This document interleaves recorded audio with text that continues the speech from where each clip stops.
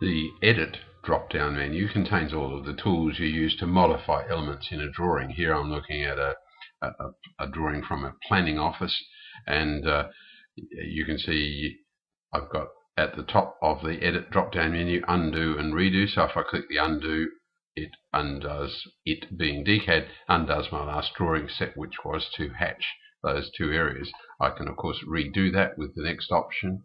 If I have something selected like so, I can edit and cut.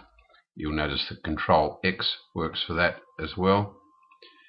I can copy any item to the clipboard. So if I say clipboard copy, I can pick that hatching and that hatching, and let's say I'll select the whole of this area here and just right click.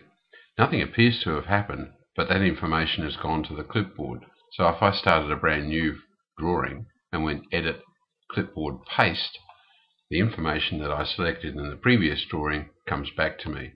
I'll jump ahead and show you that with the window we can jump back to our original drawing. So those clipboard copy and clipboard paste options or commands are very important.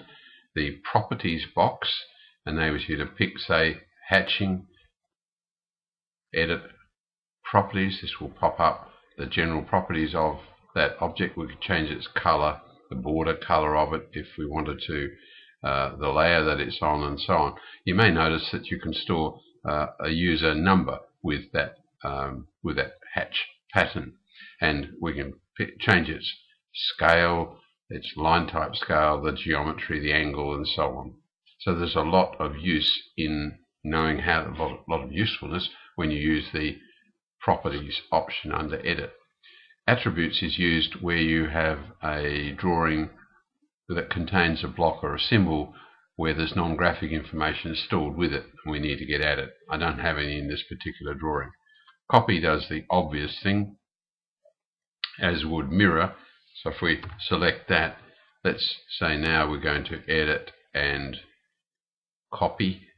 We could pick those two items there, or one item, because it's some hatching, and as you can see we can move it. If I have ortho on, F8 puts ortho on, and those objects move in the polar direction directly up. So edit, copy, erase does the obvious thing.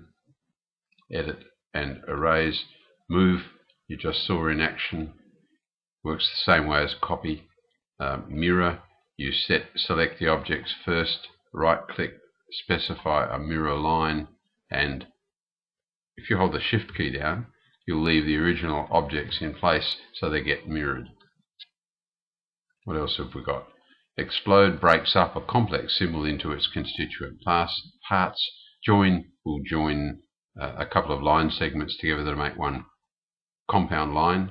Trim cuts off any overhanging pieces of an entity. Extend will extend an entity out to some sort of boundary. And offset enables you to basically copy parallel. You can offset an item any given distance. So the Edit drop-down menu has a lot of opportunities, if you like, buried within it.